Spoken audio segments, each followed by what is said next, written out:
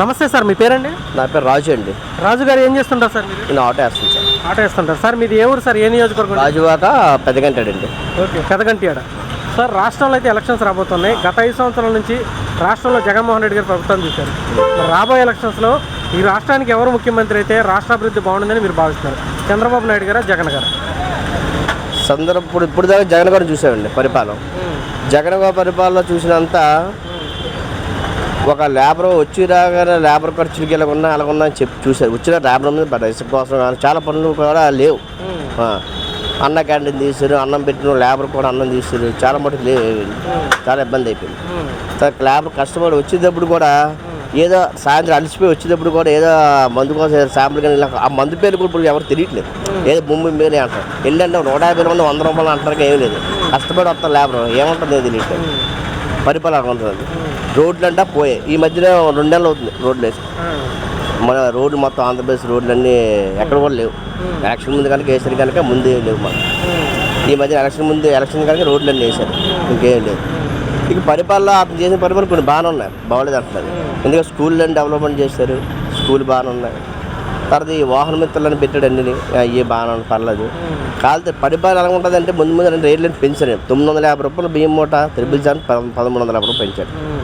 అన్ని రేట్లు పెరిగిపోయాయి. ఒక రేటు కాదు, ఇసుక దగ్గర నుంచి లేబర్ దాకా అన్ని రేట్లు పెరిగిపోయి. ఇంకా మళ్ళీ వచ్చాడంటే ఇంకా డబల్ రేట్లు పెరిగితే కానీ తగ్గేది ఏం లేదు కదా. ఇక్కడ తగ్గేదే ఉంటుందా? ఉండదు. ఈ రోడ్లు కూడా ఎలాగో ఉంటాయి. ఇప్పుడు లేబర్ గురించి చెప్పారు, బాగానే ఉంది. ఈ చదువుకున్న యువతకి ఉద్యోగాలు ఏమైనా వచ్చినాయి? ఎందుకంటే ఇక్కడ పోటీ చేస్తున్నటువంటి అమర్నాథ్ గారు 13 లక్షల కోట్ల రూపాయలు పెట్టుబడులు తెచ్చాం, ఉద్యోగాలు కల్పిస్తున్నాం, కంపెనీలు వస్తున్నాయని చెప్పారు. నిజంగా చదువుకున్న వాళ్ళకి ఉద్యోగాలు ఏమైనా వచ్చినాయి సార్ ఈ ప్రభుత్వం? ఇప్పుడు అమర్నాథ్ గారు ఇప్పుడు ఎమ్మెల్యేగా పోటీ చేస్తున్నారండి. ముందే లేదు, ఫస్ట్ టైం చేయడం. మన నాగిరెడ్డి గారు చేశారు. నాగిరెడ్డి సీట్ ఎందుకు వాళ్ళదండి? మరి అది అడుగుతున్నా కదా. నాగిరెడ్డి గారు ఫస్ట్ చేస్తారు కదా. మరి అతని పరిపాలన కూడా చేయాలి, ఉద్యోగాలు ఇవ్వాలి కదా. అతని పరిపాలన ఉద్యోగాలు వచ్చాయి చెప్పాలి. అతని పరిపాలన కదా. నాగిరెడ్డి అయినా వైసీపీ అయినా 2 ఒకటే కదా. గాజువాక ఎమ్మెల్యే నాగిరెడ్డి గారే. మరి పరిపాలన ఏమైనా ఉద్యోగాలు వచ్చాయా? లేవు. ఏం చేశారా? లేదు. ఇప్పుడు అమర్నాథ్ గారు ఎక్కుతున్నారు. అమర్నాథ్ గారు ఎక్కిన తర్వాత ఏం చేస్తారని ఉంటుందా? చేయలేం కదా. ఎమ్మెల్యే అయితే మారారు, గవర్నమెంట్ ఒకటే కదా. సో మీ పార్లమెంట్ పరిధిలో మీకు ఇక్కడ ప్రధానంగా అయితే స్టీల్ ప్లాంట్ ఉంది సార్. దాన్ని అయితే ప్రైవేటీకరణ చేయడానికి చాలా వరకు అడుగులు పడిపోయినాయి. మరి పార్లమెంట్లో ఇప్పుడు పార్లమెంట్ తరఫున ఇక్కడ భర్త గారు పోటీ చేస్తున్నారు తెలుగుదేశం నుంచి, వైసీపీ నుంచి బొత్స గారి ఫ్యామిలీ నుంచి పోటీ చేస్తున్నారు. సో ఇద్దరిలో ఎవరు ఎంపీ అయితే ఇక్కడ మీకున్న సమస్యలను తీర్చగలరని మీరు భావిస్తున్నారు? మాకున్న ప్రమాణం ఏంటంటే ఇప్పుడు దాకా వైసీపీని చూశారు, ఒక ఛాన్స్ ఇచ్చారని. ఈ ఒక ఛాన్స్కే అసలు ఛాన్స్ కూడా లేకుండా అయిపోయింది. ఇప్పుడు టీడీపీ ఏంటంటే పరిపాలన బాగానే ఉంటుంది, ముందు చేశారు కనుక అనుభవం ఉంది కనుక చేశారు అంతానా. భర్త గారు కూడా ఛాన్స్ ఇచ్చి ఎమ్మెల్యే గారు పల్లా సీని గారు కూడా మళ్ళీ గెలిపించాలి. ఎందుకంటే అతను కూడా ముందు చేశారు కనుక. మరి నాగరాడు చేసింది ఏమి లేదు, పల్లా సీని గారు ఒకప్పుడు చేశారు, అంతా బాగానే ఉంది. ఆయన టీడీపీ రావాలని ఎందుకని ఇంకా లేదు. Thank you sir. నమస్తే సార్, మీ పేరండి? సూర్యనారాయణ. ఏం చేస్తుంటారు సార్ మీరు? తాపీ మేస్త్రి. ఓకే, తాపీ మేస్త్రి. సార్, జగన్మోహన్ రెడ్డి గారు ఈ 5 సంవత్సరాల ప్రభుత్వంలో మీ తాపీ మేస్త్రికి అలా ఎలా ఉంది సార్? చాలా ఘోరంగా ఉంది. పనులు చూపించట్లేదు, అన్ని రేట్లు పెరిగిపోయాయి, నిత్యావసర సరుకులు అన్నీ పెరిగిపోయాయి. ఈ ప్రభుత్వం అయితే మాకు నచ్చట్లేదు. ఇప్పుడు మీకు పథకాలు ఇస్తున్నాం, సంక్షేమ పథకాలు ఇస్తున్నాం అంటున్నారు కదా. అదే అమ్మఒడి తప్ప మాకు ఏం పడలేదు.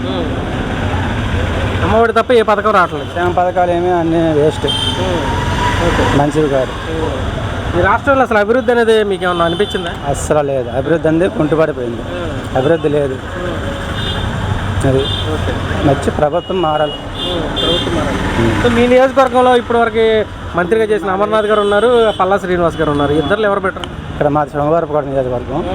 ఇక్కడ బతుకు తెరువు కోసం ఇక్కడ అదుకుంటాం. ఓకే. సో శృంగారపుకోట అంటున్నారు కాబట్టి ఎంపీగా అయితే ఒక పక్క ఝాన్సీ గారు ఉన్నారు, బొత్స సత్యనారాయణ గారు ఉన్నారు, ఇప్పుడు ఇంకో పక్క భరత్ గారు. ఇద్దరు ఎవరు బెటర్ అంటారు? భర్త గారు బెస్ట్. సో ఝాన్సీ గారు అన్న ఆవిడ ఇంతకుముందు విజయనగరం అట్లా చేసినట్టున్నారు, ఏమైనా చేశారా? అక్కడ పెద్దగా అభివృద్ధి అంటే లేదు. ఇప్పుడు పథకాలు బెటర్ అంటారా, మీకు ఏదైనా పనులు కల్పించడం బెటర్? కల్పించి ఉపాధి హామీలు, ఆ పనివాడికి పనిస్థలం కల్పిస్తే అది మంచిది ప్రభుత్వం. సార్, ఇప్పుడు మీరు ఎంత సంపాదిస్తారు? నిత్యావసర వస్తువుల ధరలు ఎలా ఉన్నాయి? చాలా ఎక్కువగా పెరిగిపోయి అవి తగ్గిస్తే మంచిదని మేము అనుకుంటున్నాం. ఓకే. అంటే ఇసుక లేపడం వల్ల ఒక 20 రకాల పనులు ఆగిపోయారు అంటున్నారు, అందులో ఎంతవరకు బాగా ఆగిపోయాయి. చాలా ఎక్కువ ఆ లాసు లేబర్ మీద అందరి మీద పడుతుంది. వడ్రంగి నుంచి పెయింటర్ వరకు అంతవరకు పడ్డాను